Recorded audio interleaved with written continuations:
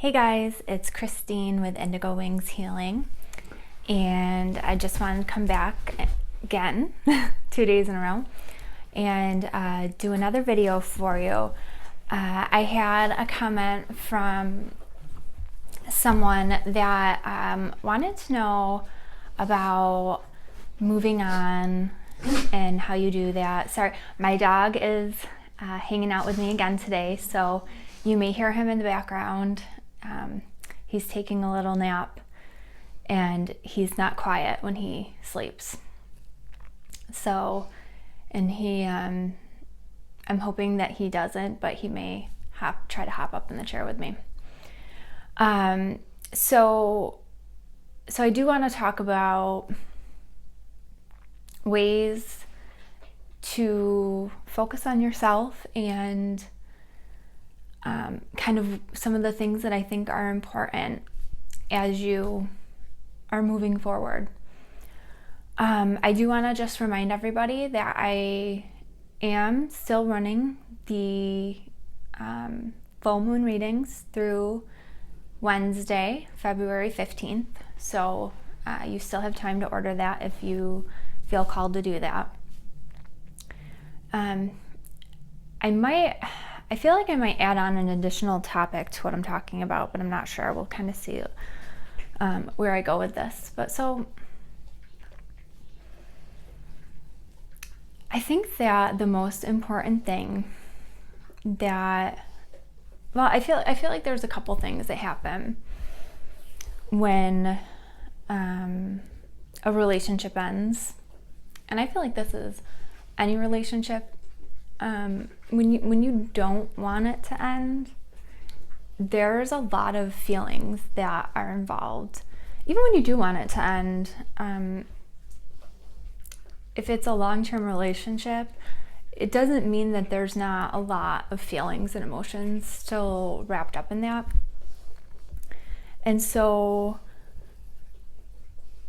I feel like you need to take that time to process how you're feeling, and you need to process that loss. You need to process your grief.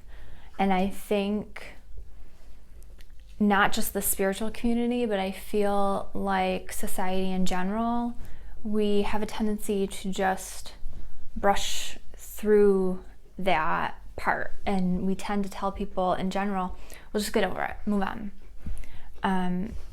And that's not really healthy, because that's how we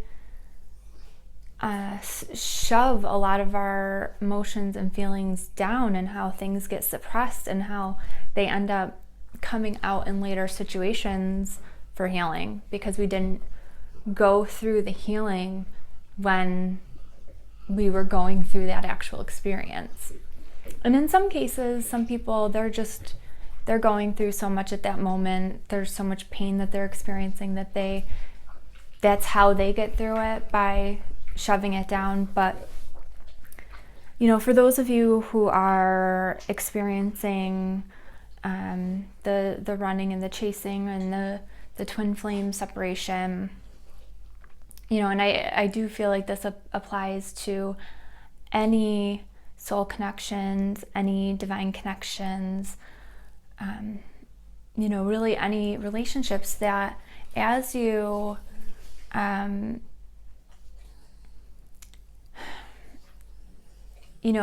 as that separation begins, you need to take time to process, allow those feelings to come up and let them out. Don't hold on to them. If you need to cry, be angry, whatever it is that you need to feel it. Let yourself feel it, and then release those feelings. It's just important that you don't camp out there for a really long time. That's when you start to get into problems. It's when you start to when you are crying every single day, when you're angry every single day, when you get into a place of blaming, and when you're just not looking at things in a healthy manner, that's when you need to be concerned. But processing your feelings is never a bad thing. And I think that whenever a relationship ends, you need to grieve that change. And it's like in society, when somebody dies, they expect you to grieve that loss. And I feel like when a relationship, especially a significant relationship, when that comes to an end, it's like a death in a way. And so it's, we need to allow people to grieve that as well. And so I feel like the first thing that people need to do is really give themselves compassion and grace to go through whatever their process is. But so then, you go through your process. It's really important to do the best that you can. And, please don't look at me and think that I've got it all together, because I do not. But it's important to do the best that you can at coming from a place of unconditional love and compassion. You can't be coming from a place of blaming the other person, and you cannot be in a place of blaming yourself, because that is not self-love. And so what people, I think, really need to focus on is how can they serve themselves? How can they love themselves? How can they meet their own needs? Because one of the problems is that we are seeking love and acceptance externally instead of fulfilling that need within ourselves. I'm guilty of that. And so one of the questions that I was asked is, well, how do you do that? How can other people do that? And if I had the answer to that, I would be a billionaire, I think. I don't know if anybody really has the answer to that. I think that there is a lot of personal work that goes into it, and I think that it's something that is going to look a little different for everybody. I listen to a lot of different people in the community that educate about this topic. Some things resonate with me, some things don't. And so that's a big thing for me that I want to share with you, is you can't listen to what everybody else says for you. You need to take what feels right for you. And I do feel like there are a lot of people out there that need some work in how they approach helping others, because it's very, well, just do it. Just get over it. Move on. Just do this. Just do that. And there's not a lot of information on telling people how or what or anything like that. And so I feel like something that you can start to do is work on meditating. And that is an area where I need to practice what I preach, because I don't do that enough. But I do know that I have found the most peace and answers when I work on meditating. In fact, one of the greatest breakthroughs for my own growth in an issue that I've had throughout my whole life came from meditating, where something that I can share with you is that a wound that I needed to heal is that I have always looked at other people as using me. That I haven't, I've always kind of been in this place of feeling like people didn't see me for who I am as a person, and that they were using me for their own gain or their own pleasure or something. And through meditation, I was finally able to see that that was something that was deeply ingrained in my thought process, started a very, very long time ago. And the people that were triggering it currently in my life had absolutely nothing to do with it. And were really people that were coming into my life now to heal that and wake me up to it. And they were helping me learn how to establish boundaries and stick up for myself. So meditation, even just short 10-minute meditation, for me, I found that a non-guided meditation was easier, or not easier, but it was more helpful for me to find what was going on with myself versus a guided meditation. But if you're just starting, start with something that feels good for you and go from there. The other thing that started helping me was energy healings. I became a Reiki master, and I'm now attuned in gold Reiki, which is a very powerful form of Reiki. And so I practice self-Reiki on myself when I need to. I work with others with Reiki healing. And I feel like that is something that has opened me up more spiritually. The other thing has been really finding what brings me joy and following my joy and doing the things that really bring me happiness. And that's going to look different for everybody. For me, it was exploring my spirituality and going further and further, and eventually starting my own spiritually based business has been huge for me. It keeps me very busy, and I meet a lot of people. I've always, since I was a very young child, known that I needed to be helping people.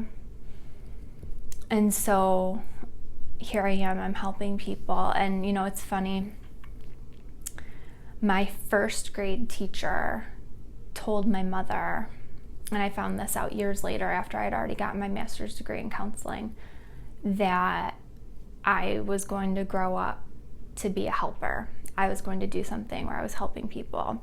So I've always known that that was part of what I needed to be doing with my life. Because that really does bring me joy. So I followed what was really bringing me an interest and joy and exciting me. And it might be things that just like blow your mind, really shock you. If you had asked me 5 years ago if I would be sitting right here making this video talking to you guys right now, I never would have thought that in a million years.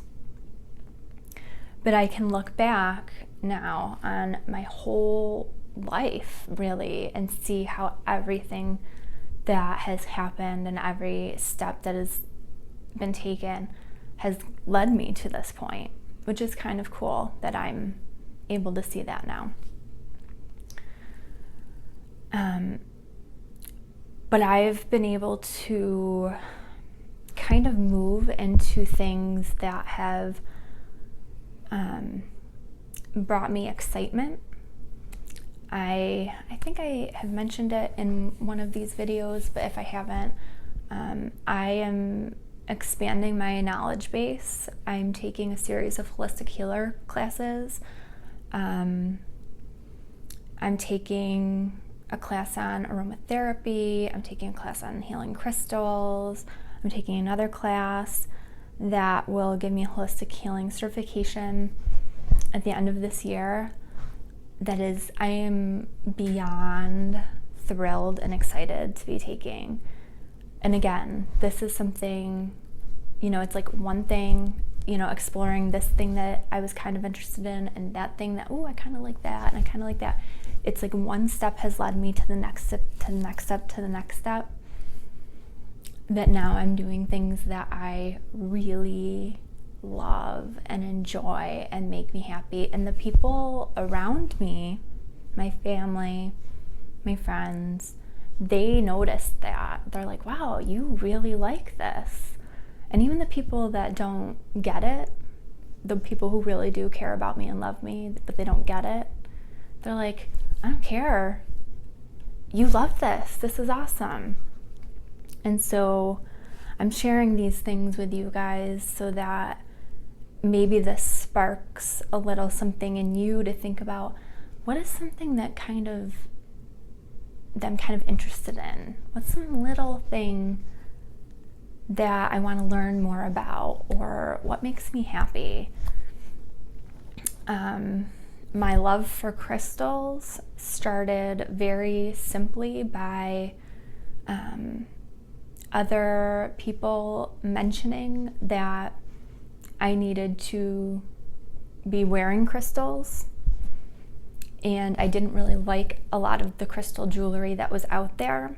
And so I decided to buy some crystals that were in round beads. And I knew of a type of bracelet that I could make that was my style. And so that's how I started getting into crystals. And as I learned more and more about the properties of different crystals, I started collecting crystals, and now here I am taking a class that I'm so excited about. And this is actually, I don't know if you can see it, these are two of the first bracelets that I ever made, and this is what got me into making and wearing crystals. And I took my, I don't want to say a love for crafting, but my ability to make things, and combined it with something that I was kind of interested in learning more about and checking out, and it turned into something more for me.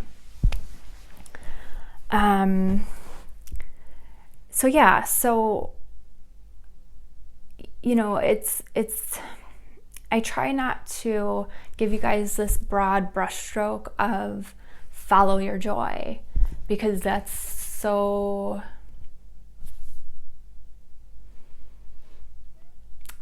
very big picture statement.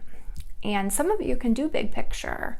Some people, I'm not a big picture person. I'm a detail person. So I need to know, okay, well, that's the big picture, but this is where I am. So I need all the steps of how I'm going to get there.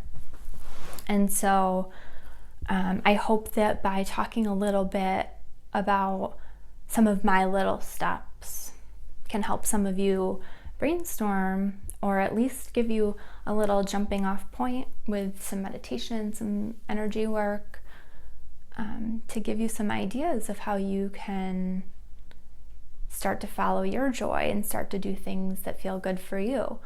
Also, just some self-care. I have a ton of readings to do, which is good, but I wanted to do something for myself this morning because all three of my kids are at school, and I only get 2 days during the week that all three of them are at school. So I'm like, I'm painting my nails. So I did that for myself, and I had a warm cup of coffee, because that also doesn't happen very often. Very small things, but I did it for me. I make time to take detox baths. Self-care for me, I indulge my crystal addiction. Just things like that. I do things that make me happy. One of the other things that makes me really happy, he's moving the tripod right now as we speak, because out of all of the places in this room that he could be laying, he decides to lean against the tripod. But my dog brings me so much comfort and joy. And I've only had him for 1.5 years, so it's not like I've had this dog forever. But I got this dog because that was following my joy. And he's been so good for me. And I know that there might be a lot of people out there that I'm talking to that are parents, and you may feel like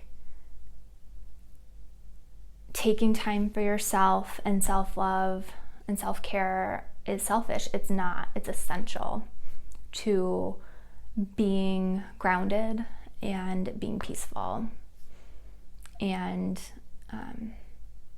really being able to move forward with the things that you need to do, and with being able to figure out what your mission is, and being able to help other people if that's what you feel called to do.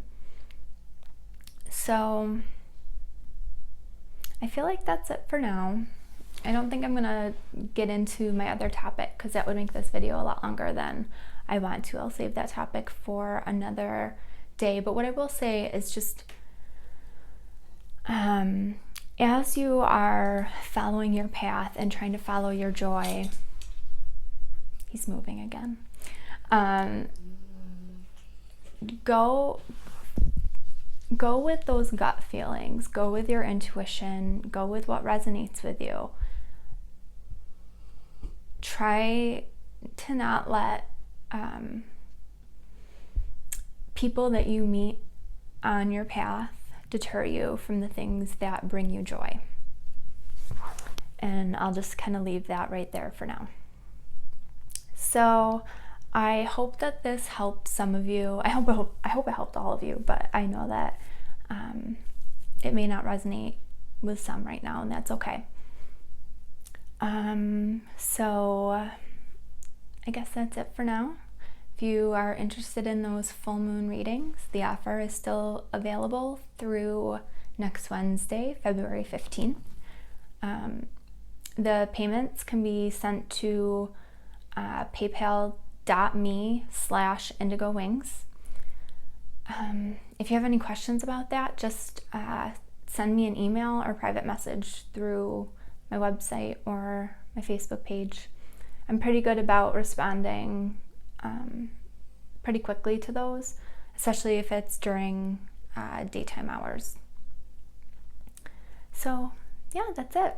Thanks for joining me on this video. Love to hear your comments. If you like this, click the like button and hit the subscribe button as well, so that you can be notified when I upload my latest videos. And I'm pretty sure this is going to be the last video this week until I do my weekly reading. So until then, have a great week. Take care.